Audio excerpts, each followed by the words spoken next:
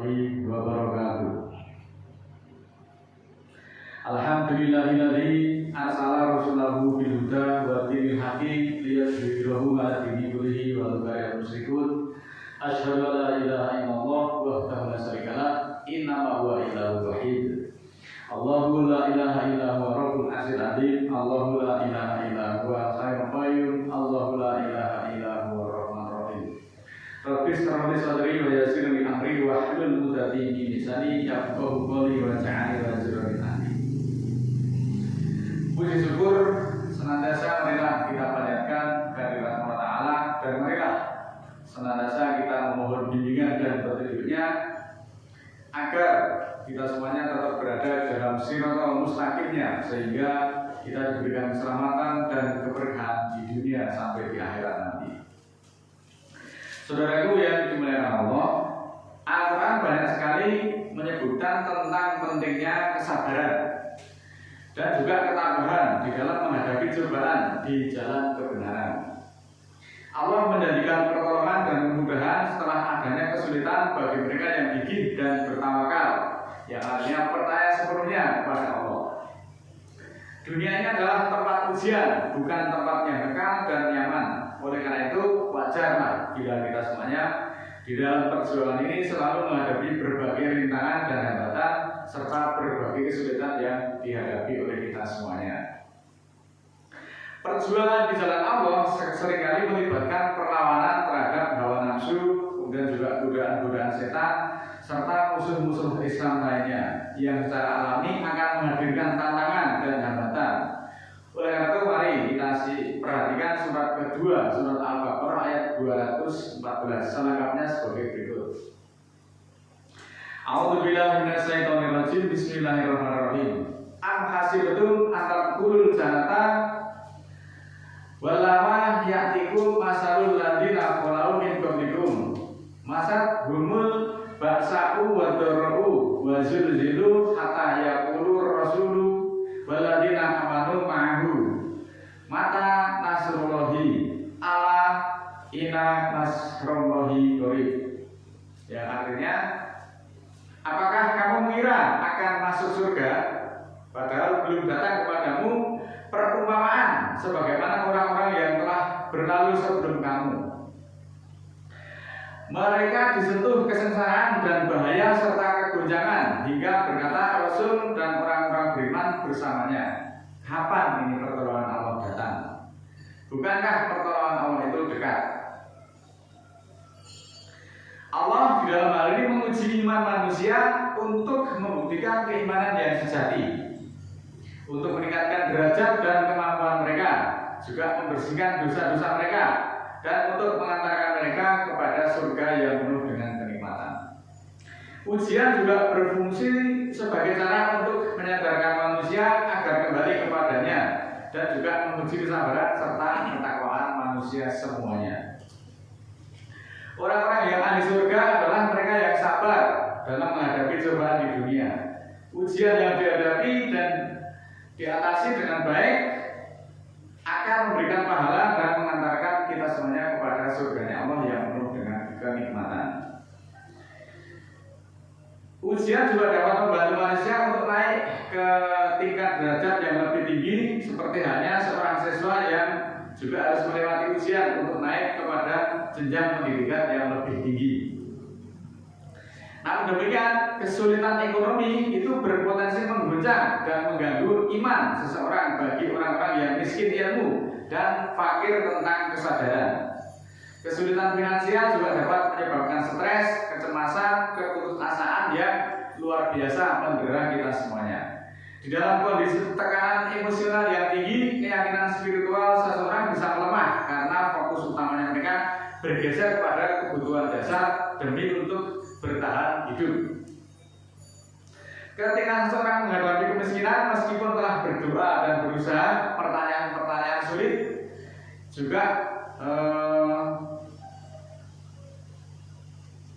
merupakan ujian yang justru akan memperkuat keyakinan mereka dan mendorong mereka untuk berserah diri serta bertawakal kepada Sang Pencipta. Janji Allah di dalam surat ke-94 ayat 5 dan 6, fa inna ma'al usri yusran, Inna ma'al usri yusron. Sesungguhnya bersama kesulitan ada kemudahan, dan sesungguhnya bersama kesulitan ada kemudahan. Wa ana laisa lil insani ma'asa, surat ke-53 ayat 39. Dan bahwasanya seseorang manusia tiada memperoleh selain apa yang diusahakannya.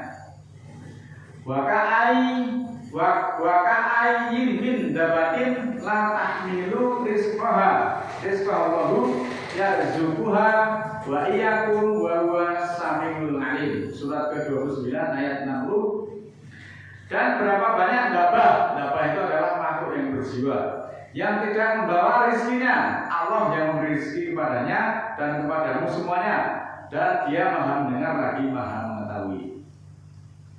Selanjutnya dalam surat ke-65 ayat 3, wa yarzuqhu min haitsu layah tasibu wa man yatawakkal 'alallahi fa huwa hasbuhu innallaha balighu amrihi qad ja'alallahu likulli shay'in qadir. Dan dialah yang memberi rezeki dari arah yang tidak diperkirakan. Siapa yang bertawakal kepada Allah, maka dia adalah tujuannya. Allah menyampaikan perintahnya, sesungguhnya Allah jadikan ketentuan bagi tiap sesuatu. Saudaraku, bahwa secara ringkas Al-Quran itu tidak memberi solusi cepat berupa kekayaan yang sifatnya instan, melainkan sebuah metodologi hidup yang apabila diikuti secara konsisten dalam iman dan tindakan akan mendatangkan pertolongan dan kemudahan, semuanya atas perintah Allah dan keberkahan rezeki dari Allah yang datangnya dari yang tidak disangka-sangka. Ayat 5339 tadi menegaskan bahwa wa alaila lil insani ila masa'a, tiadalah bagi manusia itu kecuali apa yang diusahakannya. Ayat-ayat ini menekankan bahwa manusia itu hanya memperoleh apa yang telah diusahakan. Surat ke Al-Najm ayat 39 ini, bahwa bantuan Allah datang melalui usaha dan kerja keras yang dibarengi dengan doa. Ujian yang dihadapi para nabi dan umat-umat terdahulu justru lebih berat, sesuai dengan keterangan Allah melalui Al-Quran yang menyatakan bahwa ujian terberat adalah untuk para nabi dan diikuti orang-orang yang soleh.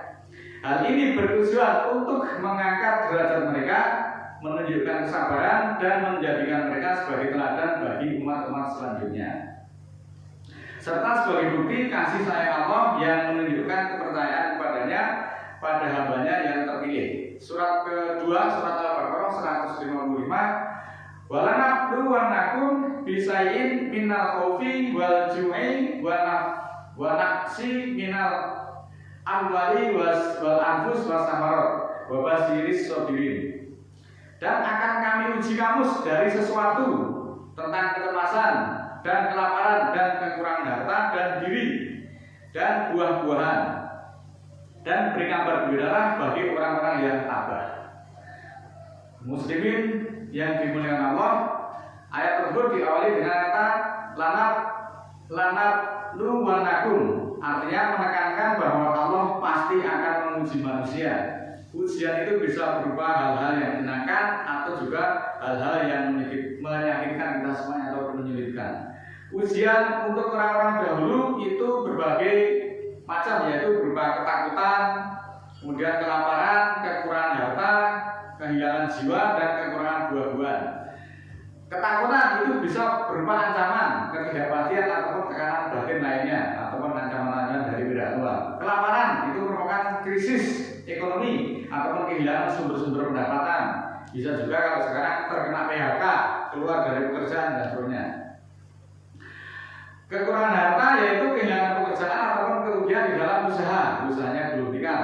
Kemudian kehilangan jiwa berupa kematian dari orang-orang yang sangat dicintai. Kekurangan buah-buahan bisa juga terjadi gagal panen. Usul serta usaha-usaha semuanya oleh itu beberapa ujian yang akan dihadapi oleh manusia, dan ini sudah ditimpakan pada umat-umat terdahulu. Surat ke-38 ayat 41, Wakur ngabdana Ayyuba idna darabahu ani masania saitonu wanus bi wa'ada.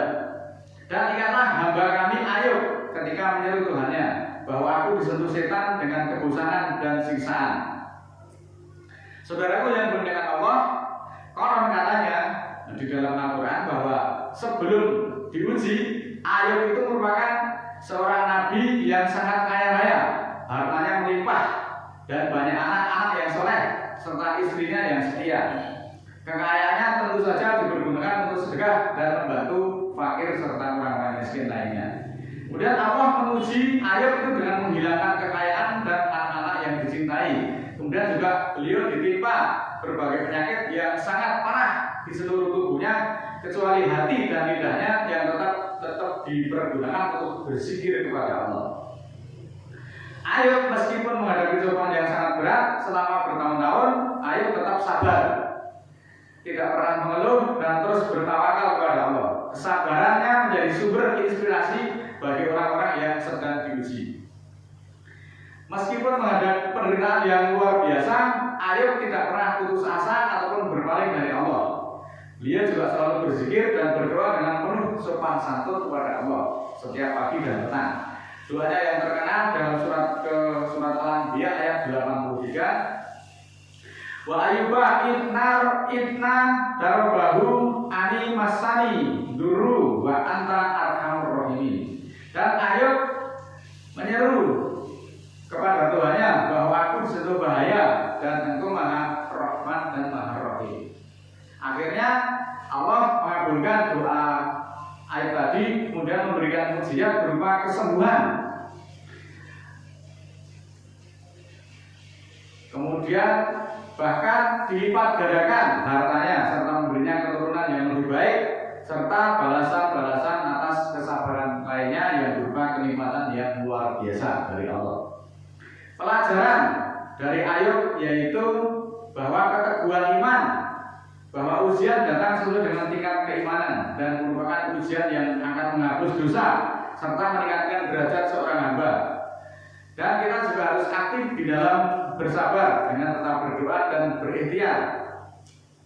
Kisah ini juga mengingatkan kita untuk selalu bersyukur dalam keadaan sulit sekalipun dan juga memahami bahwa kekayaan dan kemudahan semuanya itu hanya merupakan titipan dari Allah Ta'ala.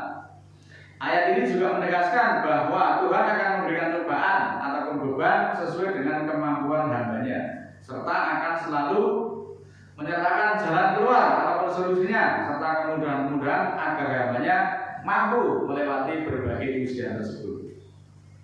Nah, berkaitan dengan ujian, berbagai ujian, salah satu ujian yang sulit yaitu merupakan kesulitan ekonomi. Itu sangat berpotensi untuk menggetarkan ataupun menggerus fondasi iman bagi orang-orang yang miskin ilmu dan fakir tentang kesadaran. Tetapi sebagai seorang yang muslim, masa-masa sulit bisa menjadi momen untuk memperkuat iman, menemukan kekuatan dan ketekunan yang lebih besar dalam keyakinan mereka melewati masa-masa sulit, sebagaimana janji Allah bersama kesulitan akan ada kemudahan. Inilah saudaraku kisah-kisah di dalam Al-Quran yang diceritakan oleh Allah melalui Al-Quran ini menjadi pelajaran untuk kita. Betapa ujian itu akan senantiasa diberikan pada seorang hamba untuk menguji kesabaran dan keimanannya. Ujian yang diberikan kepada orang-orang beriman dan para nabi-nabi sebelumnya adalah ujian yang sangat luar biasa. Namun mereka juga tetap seleksi alam, bagi siapa yang tabah, Allah akan memberi solusi terbaik. Sedangkan kita juga demikian halnya. Kalau kita, ujian kita itu mungkin juga belum seberapa ketika dibandingkan dengan ujian para nabi. Kita tuh diuji wis ora duwe terus mumet wis kuyang wis ngaji ramakan, Jumatan ramakan itu. Terus bagaimana kita akan menggapai ketakwaan dan keyakinan dan akan memperoleh rahmat dari Allah. Sedangkan kita dalam hal ini cepat putus asa, blokro dan tidak bertawakal sepenuhnya kepada Allah. Marilah saudaraku yang dimuliakan Allah, dengan pelajaran-pelajaran yang melalui Al-Quran ini dari pembelajaran untuk kita semuanya, kita ambil hikmahnya bahwa janji Allah itu tidak akan membebani itu melampaui kesanggupan dari seorang hambanya.